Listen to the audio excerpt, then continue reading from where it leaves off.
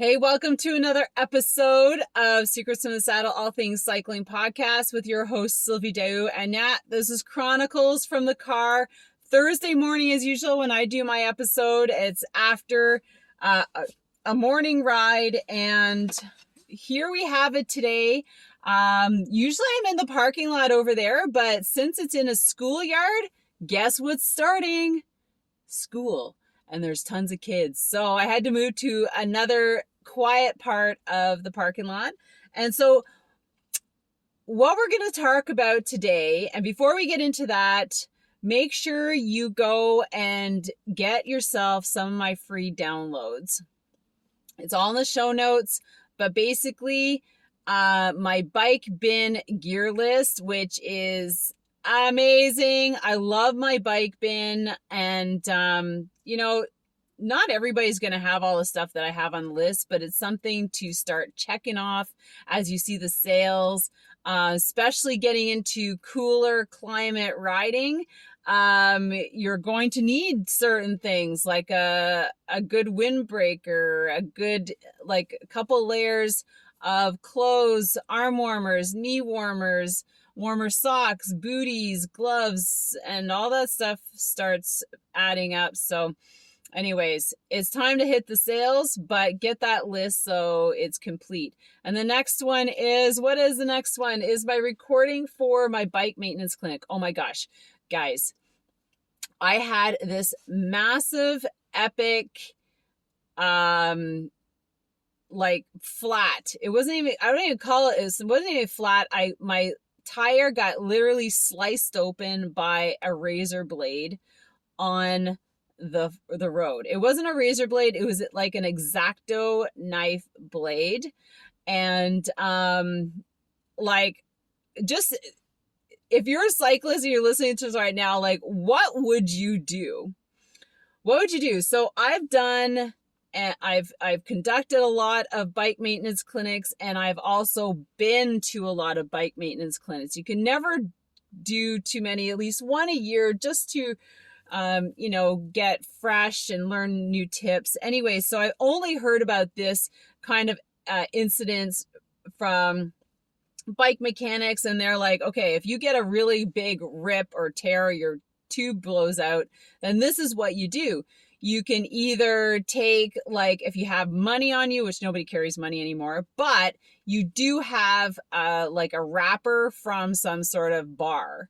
So don't throw those out, keep them, because that will save your life.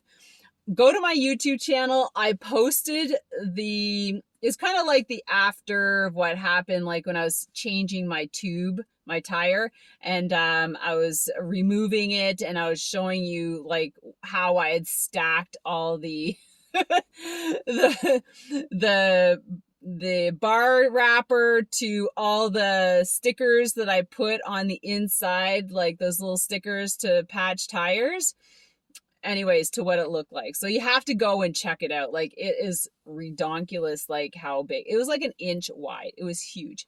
So anyways, my second download is my free recording of my bike maintenance clinic. So you'll learn tips like that. I'm sure that one's in there because I share it all the time, but now I can really share it. And my third one is my 9 hill climbing drills, and I'd love you to download that and go check them out. Let me know which one's your fave, because if you're ever doing hill repeats, you should be going there and doing them with purpose. All right, so now what we're going to be talking about today is, since it's September, we're going to be talking about the plan for the off season. Now, everybody should have an off season. You should never flow like from like road to cyclocross to like indoor training and not have some sort of downtime, like at least a month to rejuvenate yourself and get ready, your body ready for indoor training.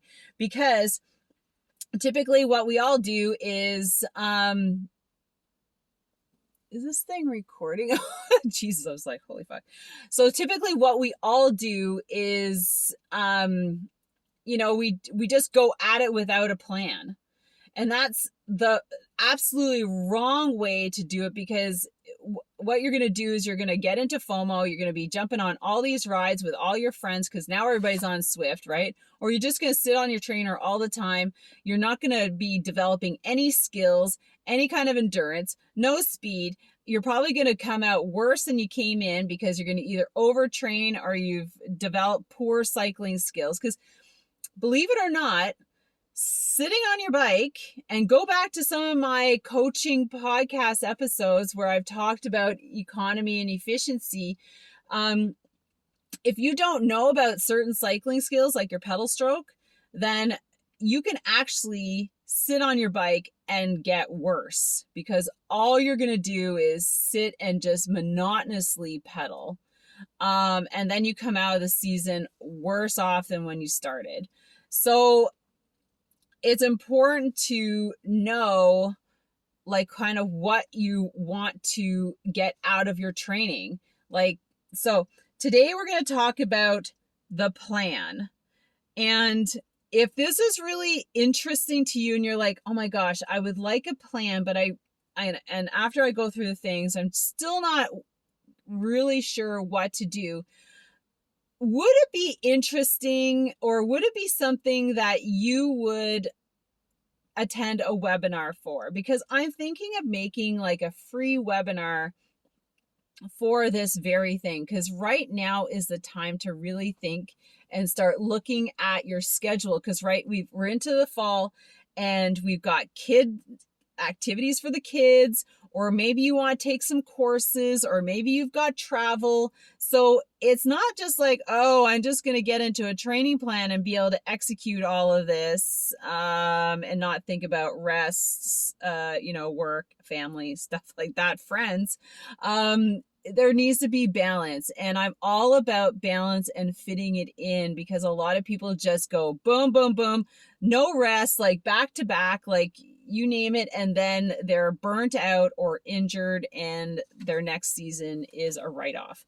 So if that's something that you would be interested in, please message me on Instagram. Say, Sylvie, I saw this episode and I would be interested. And so then what I do is I would ask you for your email and I would add you to a list of people who would be first to get into the webinar. Okay. I mean, it'd be open for everybody, but, I might cap it, just because, I like to give value and I like to have people there who want to be there. So if this is something that you would like to have help with, and I'm going to be laying out like a plan as to, a form where you can fill it in, and looking at your calendar. And it's really important, because let's just get into it. Because when you go for a cycling plan, like a training plan, you're sitting here September, October, November. Okay. You're like, okay. And you're like, and this can be for anybody. I have 9 tips, 9 things to think about.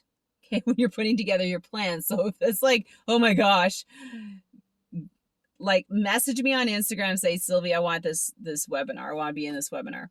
I'll probably put it together for September. So it doesn't matter where you are in your cycling, lifespan. Like, you could be wanting to go pro. You could be, I just got into cycling and I just want to get faster. I would like to participate in an event. I'd like to try out racing. I'd like to be able to get stronger to climb hills. It can be anything for anybody. Like, this isn't just for one specific person. So number 1, so I got 9 tips. And remember, if you want to do this live and in person with Q&As and questions, message me on Instagram and say, I want the cycling planning webinar. Okay, number 1, your goal. And like I said, this can be anything. It can be an event selection. So say, like, everybody, we're all getting back into like events where you can do grand fondos and things like that. Triathlons are starting to open up. And then there's some really like gravel, mountain biking. So it can be anything. You could just want to, like, if you're here in Ottawa Hall, there's a really popular climb. It's Champlain, and a lot of people just strive and work to get to that top of that hill. And it's a climb. Like, it's a climb. There's many climbs to get to the top. And so, so a lot of people, that's their goal. So that could be your goal. It could be a climb. So, and like, there needs to be a good why behind it, because there's always got to be a why to keep you on track, right? To drive you to make those training sessions, join your groups, stuff like that. Then the plan, and I was talking about the plan, like the plan is massive. It's like to your event, or like getting ready for the beginning of the season. So what is that? Is that April? Is that May? And then planning backwards, because you do not want to overdo it over the winter, because you'll be burnt out and tired before the fun starts. And I've seen that happen, because people are just like, oh, there's a race. Oh, there's a group ride. Oh, there's this. Oh, there's a grand final. And this is all on Swift. I've got to get all these badges. And they're so exhausted. Like, why would you do that? So there needs to be a plan. So again, if you want to learn how to put that plan together inside. Now, then there's number 3, training inside to outside. So planning your inside training, your setup. Like, you don't have to spend a ton of cash to train efficiently and effectively inside. Like, maybe training inside, you are going to join a group that is specifically geared towards cycling skills, like, and they have a plan that's going to help you. And the reason why I say that is because I have a 16-week road cycling online program, and that's just it. 1 day a week is very specific to cycling skills. So that's the 1 day a week. Everybody shows up for that. Then we have a group ride on the weekend, and there's going to be another event during the week. So that is kind of like taking your whole plan and having somebody plan it for you, and you just show up. And anybody can take it. And if you have all the goals, the most specific part is the cycling skills part, like how to, pedal stroke efficiency, how to do your pedal stroke, how to sprint, how to climb, how to change gears, like all these things you can get from actually deciding to join a program that has all of what I'm talking about kind of built in. And that's what I offer in my 16-week program. It's like taking all the guesswork out, like the mind-blowing stuff. Like, do you have time to do all this research? No. Just join and somebody will implement it for you. You just show up. And then number 4, you have the plan, which includes building your base. Then you build. So that's increasing intensity. Then you peak. And then you got your event. Then you got transition. And this is kind of like a 6-month to 10-month period.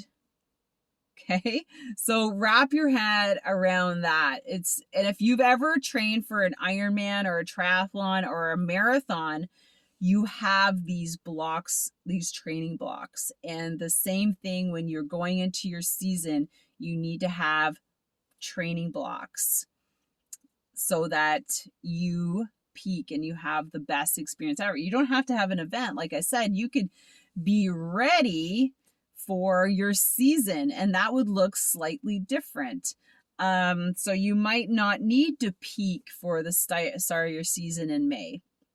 You would just you have your base, so that's all your endurance base building. Then you got your intensity base building, and then you have a bit of a transition, and then you start your season.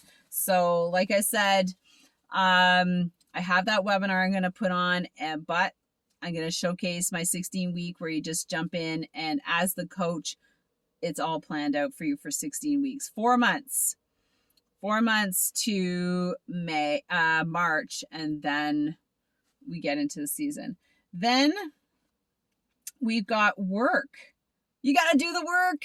So what is the work? So in that plan, it is broken down to other plans by week, right? So like, remember, 80% aerobic, 20% anaerobic. So then this is where you put your plan together, that, your rides and your intensity, your skills-based training are separate, right? You have one intense, and then you have all your base building stuff around it.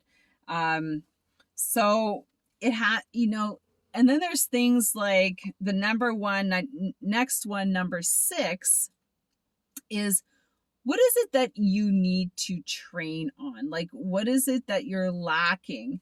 And there's 6 of them. So, do you need to work on aerobic endurance, like for long rides? Like, you're just sort of struggling at like the 60K mark, the 2-hour mark, and you'd like to get to 100K. Maybe that's your goal. We had a bunch of ladies in our club who we were able to help achieve that goal about a month ago, and we planned it. Ideally just the week, but like nutritionally planning, the route planning, stops, things like that, we kind of planned, right? Number 2 in the limiters, which is basically number 6, is what we're talking about. So number 5 was the work. And then what is it that you need to work, which are the limiters. So what is limiting you? What are the skills that you need to get this training season to improve for next season? You can't improve everything, but you can definitely focus on one. So that's number 6, and there's 6 of them. So the first one is aerobic endurance. The next one is speed skills. Like, what do those look like? Building the fast twitch muscles. The next one is muscular force. So that's like climbing short hills really fast, seated and standing. Are you good at that? Yes, no. Muscular endurance. So that's holding higher efforts for longer. So that's like a 30-minute chunk, right? That's not like our long endurance rides. So that's anaerobic rides. Muscular endurance rides are shorter, like 30 minutes, but more intense. And then anaerobic endurance is super hard efforts, maximum 2 minutes. So, like, what do those look like for you? And then sprint power, out of the saddle efforts, high intensity crit type things. So it depends. Like, it goes back to your goal. What are your goals? Are they racing goals? Would you like to get faster in your Peloton? Like, what are they?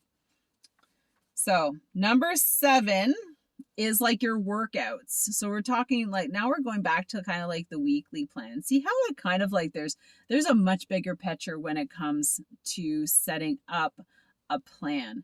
Much bigger. So number 7 is your workout. Now you've got your anchor plans, anchor workouts, which are more the the ones that you show up for, like your skills, like your group rides. So it's more like your group rides with your buddies.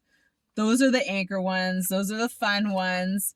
And then you have the key ones. So the anchor ones are like, your weekend group ride. The anchor ones, the key ones, the anchor ones are your group rides you show up for with your buddies and everything, your endurance rides. The key ones are your skills-based endurance, in like anaerobic ones. So that's like the 1 day a week where you focus on skills, right? So that's like part of your 20%. And you can probably pull out a second, much smaller intervals if you have more aerobic stuff happening, right? So you don't want to have 80% all intensity and then like group rides intensity, like stuff like that, where you're zone 4, zone 5, because that's not going to serve you very well in the long run. You're just going to burn yourself out. You're never going to be able to recover properly. You're going to be tired all the time. And then number 8, funny that I said tired, rest. You have to add those rest days in. Okay, we cannot eliminate those. Those are important. Those are the key ones that will make you stronger and faster. You got your workouts and you have to rest your body so that it adapts and strengthens while it's resting. So many people forget this. Adrenal fatigue is a serious thing when you're mixing training with a high stress job or kids at home. Burn out. And then number 9, let's tie it all together with nutrition. If you're not eating properly, if you're not putting the right food in your body to fuel your workouts, you will never get a proper workout. If you show up on an empty stomach, how do you supposed to pull in a long ride? How are you supposed to have the energy to sprint and work out on hills? So nutrition should almost be at the top of the list, because so many people train to eat, eat poorly. And then if you're not fueling your body with the right nutrition and supplements, I totally believe in supplementation, because we cannot, as athletes of any level and then getting into age, it is so hard to get enough nutrition in us to keep us going at the levels that we want to train. And so your kale salad's not going to do it for you all the time. You want to spend lots of money on pine nut seeds and kale in the grocery store, and salmon. Who has that money? Nobody. Have you seen groceries? They're kind of expensive. So some of us have moved to supplementation to help with that. It's the convenience. It's the ability to get it on the spot faster, so we don't have to spend all time cooking when we could be training, or spending time with the kids instead of cooking. But you know what I mean. So those are the 9 things that go into a proper training plan, whether it's for the off season and then into the in season. The in season looks a little bit more different. Off season, like I said, if you're inside, you don't have to worry about elements. So it's almost like a perfect training environment. But like I said, if you would like to attend a more detailed webinar with free downloads, message me on Instagram. If you want to, I will put the link to my 16-week program. I have a VIP, which is basically a Cadillac version of a lot of things and I didn't even talk about strength training in here. Well, number 5, strength. So we need to work out. So let's just add in there. Strength training on the off season means hitting the gym, working on those muscles, imbalances, things like that. So there's a lot of things to think about, my friends. If you want to do it right, it's important to join a program that is structured to meet your goals. So with that, have an amazing day. Message me on Instagram, follow me there too, and also check out my 16-week. It doesn't start till November, but I have only a certain amount of VIP positions that have a very robust part of the training. And then there's a basic, which gets you the skills and the group rides. And then I have an elite coaching option for only 3 people, because coaching is is demanding, and I want to do a good job. And I figure that I can only help 3 people effectively do that. So with that, have an amazing day. Love you all. Thank you so much for all your watching our episodes. And I always say, like, if you know somebody who's extraordinary and doing something cool in your neighborhood, your community, please connect us on Instagram or Facebook Messenger, 3-way chat. Say, hey, this is my friend. They're doing some so and so, and I would love to interview them. So with that, have a made day. Bye.